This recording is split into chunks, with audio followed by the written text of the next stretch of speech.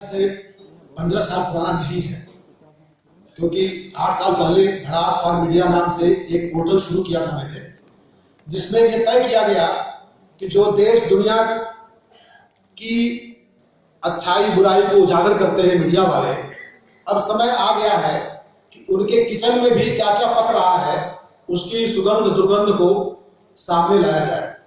और ये पहली बार ये कोशिश तब इसलिए की हम लोगों ने कि मीडिया के बारे में कहा जाता है कंटेंट इज किंग। बेसिक जो नारा है मीडिया को लेके कि कंटेंट किंग होता है, ये मीडिया की सबसे ताकतवर टैगलाइन है और इसी लिहाज से कंटेंट पे मीडिया में बात होती है। लेकिन जिस दौर में हम लोग जी रहे हैं, बाजार के दौर में जी रहे हैं, दुर्भाग्य से आज मीडिया में marketing is king, branding is king, revenue is king, business is king, content सबसे लास्ट में आता है। तो हम लोग जिन आदर्शों से पत्रकारिता में है, जिन आदर्शों से इलाहाबाद विश्वविद्यालय, बनारस हिंदू विश्वविद्यालय की पढ़ाई करते हुए छात्र आंदोलनों में शिरकत की, किसानों के बीच में गए, गांव गरीबों दलितों के बीच में गए, इस देश को समझा जाए उस समझदारी के साथ, जिस समझदारी के चलते भगत सिंह, चंद्रशेखर आजाद और तमाम लोगों ने अपने अपने करियर को छोड़ के इस देश को बदलने की जद्दोजहद में शिरकत की और सबने अपने अपने तरीके से योगदान किया। तो वो उन्हीं आदर्शों को लेकर हम लोग मीडिया में आए और यहाँ पे जब अंदर के हालात को देखा, 15 साल नौकरी करने के बाद, ट्रेनी से लेकर एडिटर तक का, कि यहाँ पे सब कुछ ठीक है, बस कंटेंट गड़बड़ है। हम लोग उस दौर में अखबारों में रहे, दैनिक जागरण में रहे, अमर उजाला में रहे, जिस दौर में पत्रकारों को विज्ञापन लाने का ठेका दिया जाने लगा था। पहले ये काम विज्ञापन विभाग करता था। हम लोगों ने विरोध ये किया कि जिन नेताओं के खिलाफ हम लोग खबरें लिखते हैं, बिना कोई रिवॉल्वर रखे, बिना कोई बुलेट प्रूफ जैकेट पहने, बिना कोई टोपी लगाए, बिना कोई डंडा लिए, सिर्फ कलम के बल पे, उन नेताओं से अगर हमने पैसे मांग दिए एक बार आपके लिए, कंपनी मालिकों के लिए, चुनाव के विज्ञापन के लिए, तो साल में कभी भी उनके घोटाले पर हम खबर लिखेंगे तो सरेआम जूता दिखा के कहेगा थोड़ा पैसे एक बार और मांग लिए होते, तुमने कैसे लिखा। हमारी जो ताकत है वो हमारा आत्मस्वाभिमान है, वही आत्मस्वाभिमान जिसको लेकर आज अनूप भाई ने अपनी पीड़ा यहाँ पे रखी और रखते आए हैं। हमारे पास कुछ नहीं है सिवाय हमारे साहस के, हमारी समझ के, हमारी चेतना के, हमारे स्वाभिमान के और हमारे आत्मसम्मान के। पत्रकार मूलतः एक विशुद्ध सरोकार जीवी, कंटेंट जीवी प्राणी होता है और साहस संवेदना ही उसकी सबसे बड़ी ताकत होती है। जिस दिन हमने पत्रकार के बतौर खुद या अपने पत्रकारों से पैसे मंगवा दिए चुनाव के समय में पैकेज डील करने के क्रम में, उसके बाद से हमारी वो जो नैतिक साहस खत्म होती है, फिर हम किसी बड़ी खबर को नहीं लिख सकते हैं, ये तय है। और आजकल जो अखबारों का हाल है, आप लोगों को पता है कि अखबार और मीडिया हाउसेस, कॉर्पोरेट मीडिया, जिसको हम लोग 8 साल से लगातार छाप रहे हैं, कि ये लोग अब घोटाले, गड़बड़ झाले दिखाने छापने का धंधा नहीं करते हैं, छुपाने का पैसा लेते हैं, ठेका लेते हैं। ये तय हो गया है। और अब जबकि कॉर्पोरेट घराने मीडिया हाउसेस में आ गए, आज तक में कॉर्पोरेट घराने का निवेश है, एनडीटीवी से लेकर IBN सेवन नेटवर्क के 3 जितने भी समूह हैं, सब में कॉर्पोरेट घरानों के निवेश है। तो हम लोग अब मीडिया हाउसेस कॉर्पोरेट लुटेरों के खिलाफ खबरें नहीं छाप सकते। रिलायंस सबसे बड़ा चोर है इस देश का, वो तेल से लेकर जाने क्या क्या हवा स्पेक्ट्रम सब चोरी करता रहता है, सारे उसने पैरेलल अफसरों को खरीद रखा है। हम उसके खिलाफ नहीं छाप सकते, हम नहीं कह सकते कि वो चोर है। हम किसी ट्रैफिक चौराहे के सिपाही को चोर बताएंगे जो रिश्वत देता हुआ मिल जाएगा। हम बहुत छोटे छोटे चोर तलाशेंगे और उसी को मार के बोलेंगे कि देखो हमने आज ये फतह कर लिया, कत्ल कर दिया और मीडिया जीत गई। दोस्तों, जिस कॉर्पोरेट मीडिया की हम बात कर रहे हैं, उस कॉर्पोरेट मीडिया के खिलाफ लिखने का जब समय शुरू हुआ, ये ब्लॉग, वेबसाइट टेक्नोलॉजी आने के बाद, तो सबसे पहले बड़े बड़े मीडिया हाउसेस ने हम लोगों को ये धमकियां दी थी और कोर्ट गए कि लोग मीडिया यानी लिखने का ठेका हम लोगों के पास और हम लोगों के खिलाफ कोई लिख रहा है। आज भ्रात के 50 केस हैं, पूरे देश भर के केस चलते रहते हैं। उन लोगों ने जेल भी मिलवाया हम लोगों को, वहां से हम लोगों ने जानेमन जेल किताब लेके आए कि जेल वास्तव में बहुत अच्छी जगह है। हम लोगों ने महसूस किया जेल जाके, क्योंकि अगर बाहर बहुत कुछ नष्ट नहीं हो रहा है आपका, तो जेल बहुत ही लर्निंग की जगह है। वहां हर आदमी जिसे समाज ने अपराधी या बुरा माना है, उसकी एक कहानी है। दोस्तों, अनूप भाई लखनऊ में दृष्टांत के जरिए जो काम कर रहे थे, शायद हम लोग वही काम राष्ट्रीय स्तर पे कर रहे थे। और हम लोगों ने देखा कि इस देश में अलग अलग जो परमाणु है, अणु है, वो एक्टिव है, छटपटाहट है, वो लोग कुछ अलग कर रहे हैं। आप जिन कवर स्टोरी के यहाँ पे चित्र देख रहे हैं, जिनमें सर्वाधिक बार जो महाशय आए हैं, अफसर, बड़े अफसर, उनको मैंने आज फोन करके, उनका लखनऊ में था तो स्वास्थ्य पूछा कैसे हैं आप। उम्मीद करते हैं कि अब वो दोबारा पुनर्जीवन के बाद आएंगे तो अपने पुराने कर्मों को पे आत्मनिरीक्षण करेंगे। और ये बहुत साहस की बात है कि लखनऊ उस प्रदेश की राजधानी है जिसकी सबसे बड़ी आबादी है, सबसे बड़ा भूगोल है, लेकिन यहाँ दुर्भाग्य से मैं कहूंगा 1% भी पत्रकार ऐसे नहीं है जो अपने मीडिया हाउसेज या यहाँ के अफसरों या यहाँ नेताओं के खिलाफ साफ साफ लिख सके। जाने क्या है कि मुझे अनूप गुप्ता केवल एक मिलता है यहाँ पे, दूसरे अनूप गुप्ता मुझे नहीं दिखते हैं। और ये अनूप गुप्ता भी न है, इसके लिए इतने प्रयास, इतनी साजिशें, इतने तरह के लोगों ने सांठगांठ की कि मैं खुद उसका गवाह हूं। लोगों ने जाने क्या क्या अनूप गुप्ता के बारे में मुझसे कहा और मेरे बारे में अनूप गुप्ता से कहा होगा, क्योंकि ये सही है। जब आप खुलेआम लड़ते हो, निर्णायक जंग करते हो, सच को सच कहते हो, चोर को चोर कहते हो, भ्रष्ट को भ्रष्ट कहते हो, फिर पूरा सिस्टम आपको बदनाम करने में लग जाता है, आपकी कुंडली खंगाली आती है। और आपने पहले भी देखा होगा अरविंद केजरीवाल के खिलाफ सारे सबूत निकलवाए गए। मैं उनका फैन नहीं हूं, भक्त नहीं हूं, लेकिन जब भी सिस्टम में कोई नया इमर्ज करता है, चैलेंज करता है सिस्टम को, सिस्टम सबसे पहले उसका चरित्र हनन करता है। और हम लोग तो तैयार हैं, हम लोग कह रहे हैं कि हम सबसे बुरे लोग हैं, हमारे में सब ऐप है, चलो बताओ, मैं शराबी हूं, मैं चरित्रहीन हूं, जितना तो लाछन लगा सकते हो लगाओ। लेकिन क्या इससे हमारी वो लोकतांत्रिक ताकत कि हम बतौर संपादक 15 खबरें जो सिलेक्ट करके छापते हैं, उससे तुम्हें मिर्ची क्यों लगती है? और वो खबरें कहीं और क्यों नहीं छपती है, वो सिर्फ हम ही लोग छापते हैं? दर्जनों उदाहरण है मेरे पास। ऐसा नहीं है कि वो खबरें और लोगों के पास नहीं जाती है। राडिया टेप कांड की सीडी बल्क में बंटवाई गई थी, सारे मीडिया हाउसों के पास भेजी गई थी। हम लोग के पास भूले मन से भेज आया हुआ दे देते हैं, छोटा मोटा ये भी काम करता है। सबसे पहले हम लोगों ने छापा, वो सीडी दब गई हर जगह। वो सीडी ऐसा नहीं कि किसी खोजी पत्रकारिता के चलते बाहर आई थी, कॉर्पोरेट घरानों की आपसी लड़ाई थी, उसमें लीक कर दी गई। और ये सच है कि 99% बड़ी खबरें मीडिया हाउस के पत्रकारों के द्वारा खोजी हुई नहीं होती है, वो किसी अंतर्विरोध, किसी कॉन्ट्रडिक्शन के चलते वो अपने आप निकल आती है।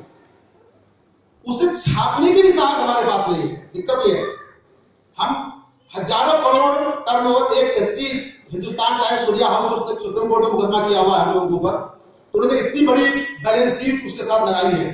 बताया कि साहब हम तो इतनी महान परंपरा वाले अखबार हैं, हमारा इतिहास यहाँ से शुरू होता है और इतना बड़ा प्रोफाइल हमारा है, और ये जो सामने चींटी सा भड़ास है, इसका तो नाम ही गलत है। भड़ास माने उल्टी सीधी बात करने वाला। हमने कहा ठीक भाई, आप महान, हम लोग बहुत चोर उचक्के घटिया किस्म के लोग, लेकिन फैक्ट में तो बात करो तुम। जो महान संपादिका मृणाल पांडे एक साथ 70 लोगों की छटनी करती है अखबार में, और हम ये खबर छाप देते हैं कि साहब 70 लोगों को श्रम कानूनों की धजा बताते हुए निकाल दिया। उसमें एक पत्रकार ने कहा कि पागल हो गई है। हमने छापा भी कह रहा है कि पागल हो गई है, बिक गई है। प्रमोद जोशी जी भी थे, उन पे भी आरोप लगा। हमने पब्लिश किया, हम लोगों ने उनका वर्जन लेने की कोशिश की, वो लोग सीधे कोर्ट गए। अरे हमारे खिलाफ भी कुछ छाप सकता है। एक ब्लॉगर ने बरखा दत्त के उस लाइव रिपोर्टिंग पे सवाल उठा के ब्लॉग लिखा था मुंबई में, बरखा दत्त ने उस रातों उस ब्लॉगर को उठवा लिया। हमारे पत्रकारों में, हमारे सेलिब्रिटी जर्नलिस्ट में, हमारे महान मीडिया हाउसेज में ये अहंकार आ गया था कि हम इस देश की चीजों को तय करते हैं। 8 साल, ज्यादा नहीं, मैं तो गवाह हूं, 8 साल देखते देखते घुटनों के बल बैठ गए हैं, आंख नहीं मिलाते हैं, कुछ भी छापते रहिए, सारे मुंह नहीं, बात तक नहीं करते, निगाह नहीं मिलाते हैं। 8 साल में औकात पे ला दिया हमने। और वही काम, जो काम हमें भड़ास करता था, इस काम को सोशल मीडिया बड़े पैमाने पर कर रहा है। बस सोशल मीडिया के समुद्र में हम देख नहीं पाते हैं कि कौन सी चीज कहां ब्रेक हुई। हम तो सिर्फ सोशल मीडिया पे आने वाली खबरों, जो मीडिया से संबंधित है, जो बड़े खुलासे हैं, जिनको मेन स्ट्रीम मीडिया नहीं छाप रहा है, उनको केवल देख के संयोजित करके अपलोड कर देते हैं एक जगह। कुछ नहीं करते हम लोग, कोई महान काम नहीं करते हम शुद्ध ऐसी 10 खबरें रोज अपलोड करते हैं भड़ास पे, जो मेन स्ट्रीम मीडिया में नहीं आ सकती है। दोस्तों, अनूप गुप्ता जी की पीड़ा एक व्यक्ति की पीड़ा नहीं है। ये सही है कि ऊपर वाले भगवान नाम दे लो, प्रकृति नाम दे लो, जो भी कहो, ऊपर वाले ने सबके सांचे अलग अलग बनाए हैं। उसने हर रोबोट में अलग अलग थॉट प्रोसेस भरा हुआ है। किसी में चोरी भरी है तो किसी में सिपाही भरा है, किसी में ईमानदारी भरी है तो किसी में डकैत भरा है। और ये शायद यही मुझे अब लगता है 8 साल बाद मीडिया के सच को, सिस्टम के सच को जानते हुए, तो थोड़ा थोड़ा अध्यात्म होने लगा हूं आजकल। तो मुझे लगता है कि प्रकृति इसीलिए गतिमान है, उसने हर तरह के जीव पाल रखे हैं। अगर सब चोर हो गए होते तो सब मिल के लूट के हम लोग आज तक मंगल पे बस्ती बसा चुके होते, लेकिन नहीं, उनकी टांग पकड़ने वाले ईमानदार भेज रखा है। कुछ प्रकृति को नष्ट करते हैं, कुछ प्रकृति को बचा रहे हैं। मेरा मानना है कि जिस दौर में हम लोग हैं भारत में, यहाँ की सबसे बड़ी ताकत और कुछ नहीं है, सिर्फ लोकतंत्र है, जिसकी मूल सुंदरता पारदर्शिता है, ट्रांसपेरेंसी। अगर आप लूट खसोट कर रहे हो और उस लूट खसोट में मीडिया को भी हिस्सा बना चुके हो, जो कि अखबार चैनल्स बड़े बड़े हैं, और उनके वो इसीलिए बनाते हैं ताकि ये पूरा खेल आम जनता के सामने न जाए। और कितने प्यार से बाप बेटे की लड़ाई में सारी लूट कांड पे पर्दा पड़ गया है, और बेटा अचानक सुपर हीरो की तरह चड्डी पहन के उड़ रहा है हवा में, बहुमत लाने की बातें हो रही है। ये सब हम लोग की चेतना पे धुंध डालने के लिए है। हम गांधी प्रजापति को भूल जाएं, हम नवनीत सहगल के पूरे मैनेजमेंट को भूल जाएं कि क्यों हर महीने विदेश जाते हैं और जाकर वहां के नेताओं के पैसों कैसे सेटल करते हैं, हम लोग भूल जाएं। अनूप भाई ने जो छापा है, महान पत्रकार हेमंत तिवारी जो पत्रकारों की हत्या का सौदा करता है, ऐसे लोग इस सिस्टम में भरे पड़े हैं। इनके बारे में सही छाप देना अगर अपराध है तो वाकई अनूप गुप्ता अपराधी है, इनकी हत्या करा दो, अब लाश आपसे नहीं बचता है। लेकिन अनूप भाई, आप डरिए नहीं, आप डरते हैं नहीं, आप कमजोर मत मानिए अपने को। हम लोग जहां हैं, देश के अलग अलग हिस्से में बहुत सारे अच्छे लोग हैं, ईमानदार लोग हैं, जो हमारे आप जैसे लड़ने वाले साथियों के साथ खड़े हुए हैं। और सच मानिए, तकलीफ आप लोगों को लगता होगा कि बड़ा तकलीफ है, बड़ा ईमानदार होने में, कोई तकलीफ नहीं है। हम लोगों ने कोई मजबूरन डंडा के बल पर चॉइस नहीं ली है कि हमें बड़ा झेलना है, हमें आनंद आता है। सच में अगर पत्रकारिता में आपको आम जनता की तरह रह के उसके दुखों को झेल के आनंद नहीं आता है, तो फिर आपको कोई और पेशा लेना चाहिए। सही बात है, मैंने तय किया इस साल से मैं स्लीपर में चलूंगा। हम वो एसी वाला क्लास जो बहुत ही जहीन होता है और बहुत ही इशारे में कैलकुलेट कर लेता है, कम बोलता है, उससे उग चुके हैं। हम इस साल पूरा स्लीपर में चलेंगे और कंबल लेके मैं चलता हूँ। 250 रुपया ओला से मैं स्टेशन पहुंचा और 250 के टिकट में यहाँ आ गया स्लीपर से। हम देखते हैं कि स्लीपर वाला बंदा बहुत ही टॉकेटिव है, गांव का है, वो फिल्म में मांग के, बेटा तुम्हारे पास कोई फिल्म है, मेरे में ट्रांसफर कर दो स्मार्टफोन में। ये नया भारत जो बन रहा है, इसको समझने के लिए हमें अपने क्लास कैरेक्टर को छोड़ना पड़ेगा, हमें आम जनता की तरह सफर करना पड़ेगा, चलना पड़ेगा। हमें जनरल डिब्बे में चलने चाहिए, कष्ट होगा हमको, जो है चलना चाहिए, हमको देखना चाहिए वहां कैसे अपराधी तत्व तो कब्जा करके सीट बेच रहे हैं।